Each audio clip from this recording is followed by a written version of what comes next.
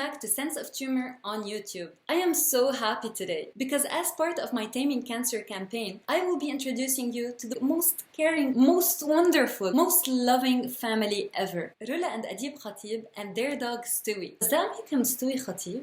In 2014, they lost their daughter Sara to cancer.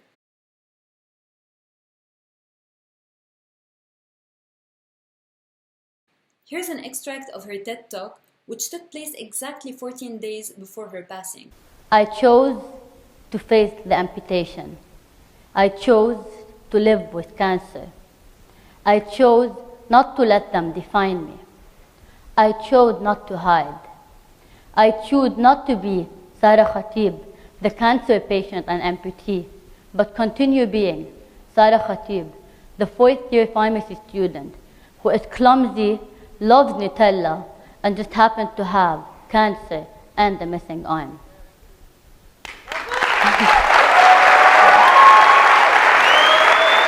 Sara is a true inspiration to everyone who knew her. Unfortunately, I didn't get to meet Sara in person, but I feel like I know her so well and I love her so much, and that's because her family, her parents and her sister Najla, kept her memory alive in so many beautiful ways. Rolla is an instructor at the Faculty of Health and Sciences of the American University of Beirut. She teaches hematology and immunology to the medical lab students. And Adib was the director of IT at the Ministry of Economy, now retired to be with Stewie full-time. Stewie also has a story and we'll know about it in a bit. This episode is entitled How to Keep a Person Alive After They Are Gone. And the Khatib family is here today to give us all of the answers. Welcome, you guys! Hi, Raquel. I'm really happy to have you here with me today. Thank you so much for accepting to take part of my YouTube campaign, Taming Cancer. You have an incredible story to tell. Oh my God, look at his face! Hi, you! So, Rolla, you are the mother of Sara Khatib, who unfortunately passed away at the age of 22. Could you tell us a little bit more about her journey with cancer? Yes, thank you, Raquel, for this opportunity to share Sarah's story. It actually all started at the age of 4 months when she was diagnosed with neuroblastoma. After 2 surgeries and an aggressive chemotherapy, she made it and she survived her first cancer. And despite all the complications that resulted from her first cancer, she lived a successful and a very happy life. Then, at the age of 16, she was diagnosed with a benign tumor, giant cell tumor. These are usually removed surgically. Unfortunately, this benign tumor recurred twice and transformed into a malignant sarcoma that resisted all sorts of treatment and eventually resulted in the amputation of her right arm. Sarah's last year was very difficult.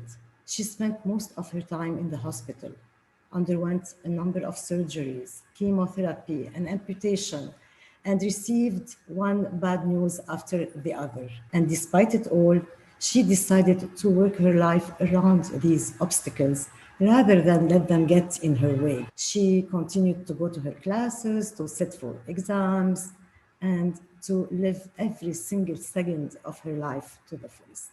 You know, Sara and I have some mutual friends, and they always share stories about her.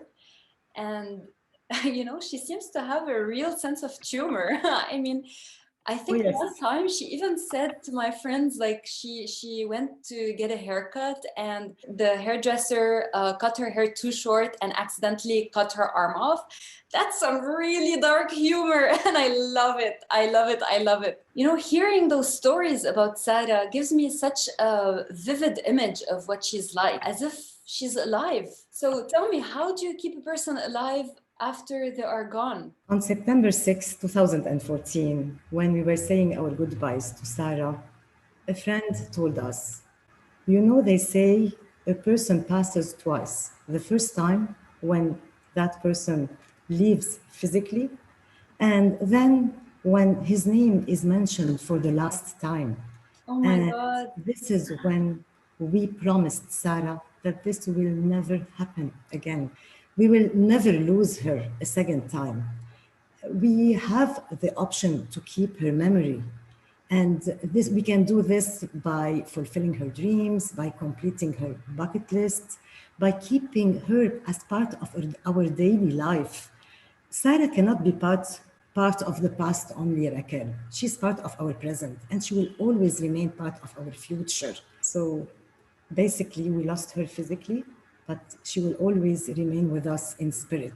And there are so many ways to keep her with us and to keep her memory alive. And we can do this by always mentioning their names, by sharing their stories, their anecdotes, by wearing their perfume, their clothes, their jewelry, by singing their favorite songs. We always sing Coldplay songs. You should hear Tony, my grandson, singing Fix You. And you also have the option of getting a tattoo in their name, date of birth, or a quote that they like. Personally decided to get this. Pain, I don't know if you can see it. Yes, Pain it's beautiful. is inevitable, suffering is optional. And Sara said those words, right? No, she liked that quote. And this is why really this expression exemplifies her attitude while facing cancer. Because, throughout her journey, Sarah refused to be a victim. She did not want to be defined by her cancer, by her amputation, or any of the obstacles. And this is why she decided to face with strength, with positivity, and she was always inspired by this quote. I love it. My brother also did it, and okay. yeah, and Najla and Sarah's friend Karen Rubez. So I personally got it on Mother's Day, first Mother's Day after her passing. So Adib, you also got a tattoo, right? Oh, nice. What does it say? Well, it is Sarah's birthday date in Roman numbers. It's gorgeous. And Sarah's grandmother, your mother, Rolla, also has a tattoo. And you should see this tattoo, Raquel. It is a really forward logo, the logo, and with Sarah's name. And that was also on Mother's Day. How old was she when she got the tattoo? She was around 76. Yeah. Oh my God. Yeah. That's so brave. My niece also got the look forward tattoo as well. There's some sort of pain related to when you're getting a tattoo, and it's nothing compared to the pain that this person felt. Raquel, you can also honor a person who passed by planning a special event on their memorial days. Sarah's first memorial, we organized a body combat class because she used to love body combat with her favorite body combat instructor, Bilal Bal. So we prepared t-shirts with Bilal and Sarah's picture, and we printed "Fight for a Happy Memory." It was really a successful event, and Sara was proud of us. All the initiatives that you have taken, all the events, everything that you have done to keep her memory alive, it's so exciting. And you said it, Rolla, some things are beyond our control, but when it comes to keeping the memories of our loved one alive, there are so many beautiful things that we can do. Which brings me to ask you guys about Stewie. So I believe Stewie is a living part of Sarah's life. Yeah. And she hugged him, she kissed him. He's been loved by her, probably chosen by her. Could you tell me about your relationship, especially Adib? Could you tell me a little bit about your relationship with Stewie? Well, you said it, Raquel. Stewie, in a way, is the continuity of Sarah's existence in our life, and he is my all-time companion, really, day and night. And we all in the family, we address him as a he, not in it. We always talk about him as a person, because he is Sarah's son to me, and the joy and happiness he brought to Sarah's life, especially in the last,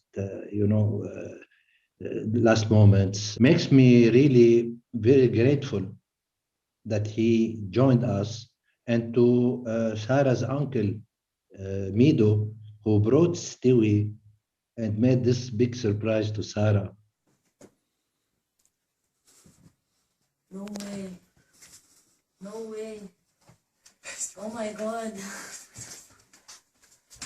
Dad can't be.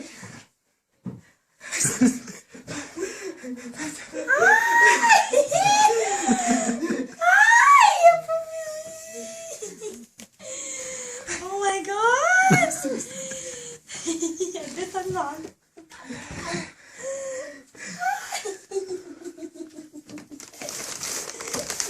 Oh my God. He's so tiny ما بيكبر. أنا ما بيكبر شوي. روح عن سوس. اخوات كانه او ماي جاد ده مش معقول كتير مهدوء هيوقع يا ماما عم يعمل سوبرمان هتوقع حبيبي No way. حياتي. قولها للكاميرا. And maybe I overreact in taking care of Stewie and looking for his welfare, you know. But because Sarah assigned me the responsibility for Stewie when she told me, Pop, Stewie is your responsibility. And you know, Stewie is so attached to you, and he's so affectionate, and he shows his emotions. You know, especially when I retired, I'm spending most of my time with Stewie. He wakes me up and he remains with me till we go to bed. How were you able to make a difference in other people's lives while keeping Sarah's memory alive? Yeah. You know, Sarah's dream was to have a medium to connect and be inspired by other people also facing cancer or an amputation. Because when she lost her arm to cancer, she did not find a role model whose example to follow. So to honor her dream and to keep her legacy ongoing, so as a family, we created in 2015 Look Forward, the Sara Khatib Cancer and Amputee Association, to support cancer fighters and amputees both emotionally and financially. So this entire idea was Sarah's idea? Yes, actually, during her TEDx, she invited all cancer fighters and amputees residing in Lebanon to join her and to support, to start a support group for amputees and cancer fighters, and for them also to come together to share experience. You're familiar with this, Raquel. Sharing is really a big thing and has a huge impact on the life of others. So this is how the idea of Look Forward started. You know, I love the name Look Forward because it's so important, truly. It's very important to keep looking forward to things, to dream about future plans, future gatherings with friends, with family. This promise of good things to come, this is very essential. Could you tell us a little bit more about the services provided by Look Forward Association? Yes, as I said, we do provide financial and emotional assistance to the beneficiaries, and these could be of any nationality as long as they reside in Lebanon. So starting with the financial support, this includes basically covering the cost of prosthetic limbs. And we offered so far 16 prosthetic limbs, lower and upper. The last one was offered a year ago to Zainab, a 4-quarter amputee who lost her arm to cancer. It was the first of its kind in Lebanon, and it was a very challenging case because of the limited bone structure left to support this prosthesis. And your donation, Raquel, actually went into the support of this particular case. Thank you. I'm so honored and humbled and proud. I don't know what to say. There's so many feelings that I have when it comes to this donation in particular, because I know how difficult it was. And the prosthetic arm basically needed some architecture and an engineered design to be able to fit and not be too heavy on Zainab. And Definitely. it's a pride for me to say that I contributed, and I always wish I was able to do even more. Thank you for everything you're doing. Now, if you want me to give you an idea about the emotional support, and you're familiar with this because you're actually part of everything we're doing regarding this, the support we're providing. So we organize support group sessions and gatherings to bring together people of the same age for them to share anecdotes and to discuss challenges, lessons learned, etc. Because as we said, sharing is very important. And we also provide coaches for families and for our patients who have been through the same difficulties and who can help navigate the journey. The first time I walked into that room, the cancer support session that we had, I felt so incredible because I felt so connected to the patients that were there, the patients, the survivors, everybody. We felt as if we were family. I remember everyone saying that. We felt as if we shared the same memories, even without knowing each other's stories. We had the same memories because we had the same experience, even if it was a different experience, but there are so many similarities. And trying to help others and educate them definitely keeps Sara's memory alive. So cancer support groups are a perfect example. What other initiatives have you taken? Another thing we did as a family was to establish at LEU the Sara Khatib Inspiration Award, to recognize those people who reflect Sara's attitude. The award recognizes an LEU student who sustains a positive attitude and has made an impact by being a role model of courage, determination, endurance, and hope while facing obstacles and while maintaining high academic standards. So far, 6 LEU graduates received the award. So as you see, Sara is not unique in facing her obstacles. Her strength, positivity, and determination are reflected in many others around us who are also facing difficult moments, but manage to find constructive ways of overcoming them while inspiring others along the way. We are definitely not alone in facing our challenges. Us patients, we have so much in common, and sometimes we don't even realize it until we actually unite and discuss our worries. Sharing with others is very important. It's one way to find happiness. Can you talk about Finding Happiness, the documentary that was featured in December 2014 to honor Sara's life? Of course, this is a short documentary done by Asil Hayash as part of her Clouds project to explore Sara's life through the eyes of her family, friends, doctors, nurses, and even LEU professors. Actually, very nice testimonials were shared that all reflected Sara's attitude while facing her challenges. I love it when such inspiring people reach out to patients and decide to film a documentary about them or include them in their projects. You know, it really gives the patient a motive to go on, like something to look forward to. And these projects, they keep us alive. They definitely do. I also know that an olive tree was planted in LAU in her memory in the campus that she loved and considered to be her second home. How did you come up with this idea? Yeah, this is another wonderful way to keep her memory alive. That was an initiative that LEU took, her classmates, and even President Chapra was present, and he was with us planting this tree together.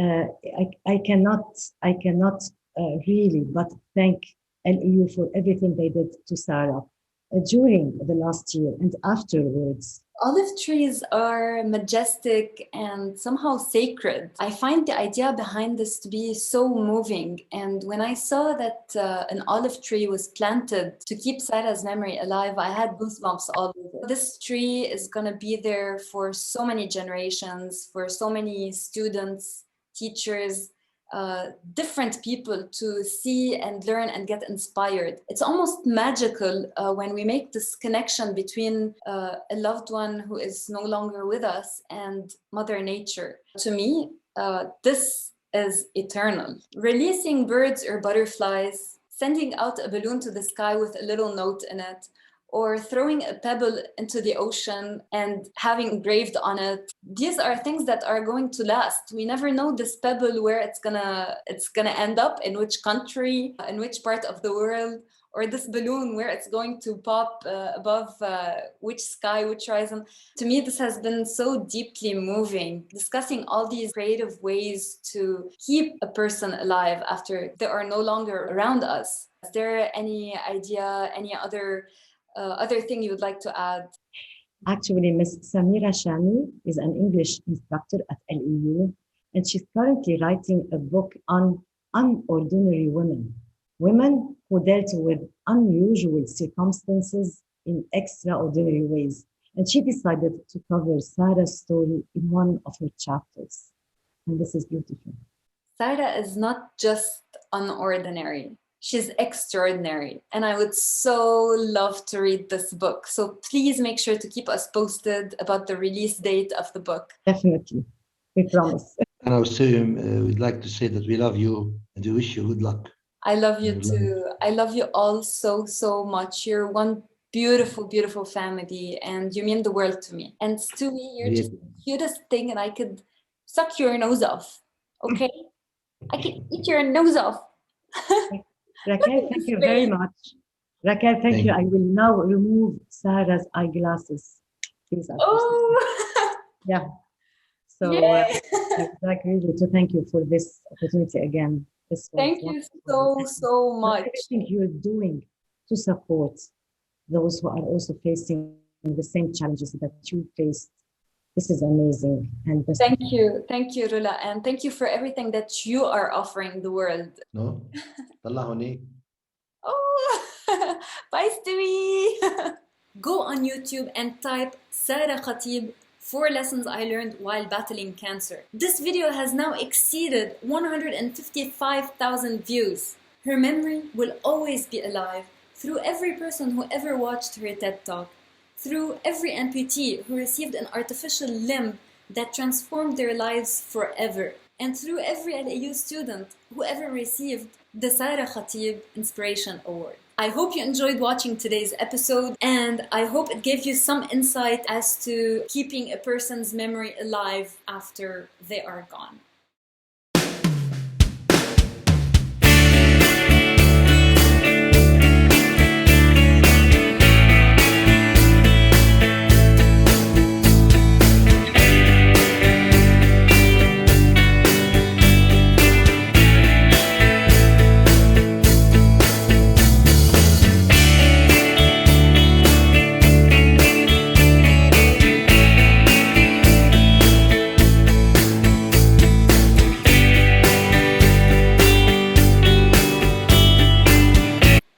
Before you leave, don't forget to leave your comments in the comment section below and subscribe.